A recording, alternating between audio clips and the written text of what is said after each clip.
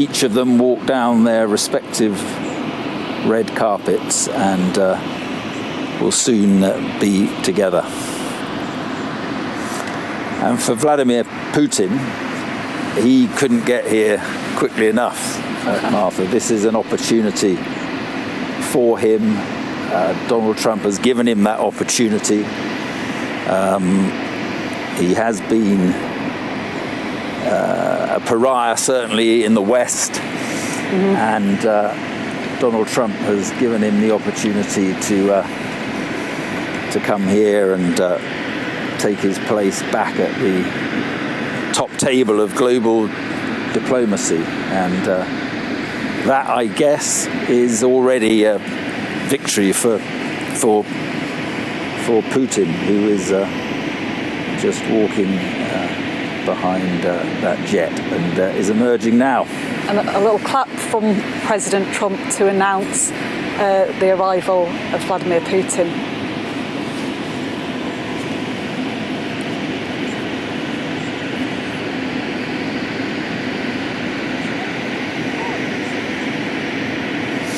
And there it is, all looked good-natured. They look pretty pleased to see each other. And that man on the left is out of the diplomatic deep freeze, certainly as far as the West is concerned.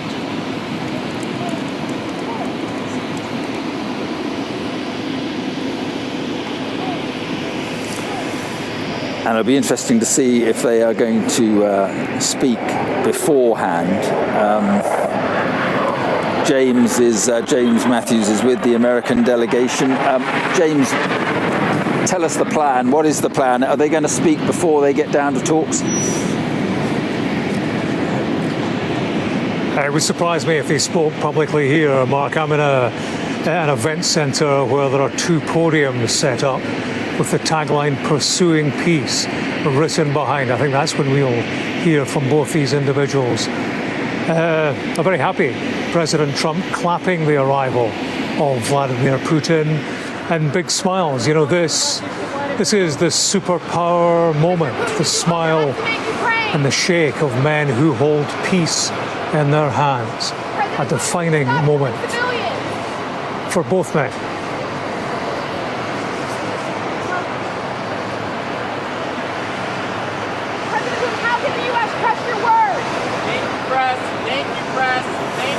So the assembled press there, shouting their questions. How can the US trust your word, was shouted at Putin. And if he did answer, I didn't see him answer.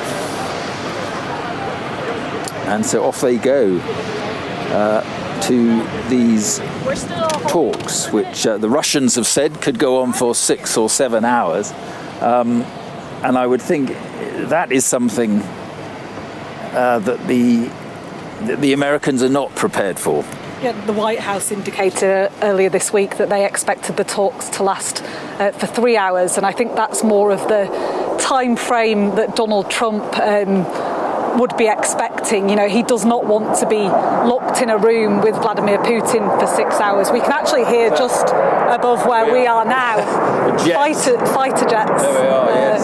We can see in the distance. Flying past. It's just roared over our head. A number of, there it is, in the sky is a display of American military might right over Vladimir Putin's head. Yeah, flying in diamond formation. They left from that joint base Elmendorf-Richardson, and not an unfamiliar sight in this part of Alaska. There's lots of air training exercises around here, but yeah, I'm sure there'll be a few demonstrations of American strength for Vladimir Putin today. Interestingly, on the flip side, I've been told that the Russian journalists who were flying over on the jet chartered by the Kremlin, they were eating chicken Kyiv on their way over here, perhaps a dig to Ukraine there.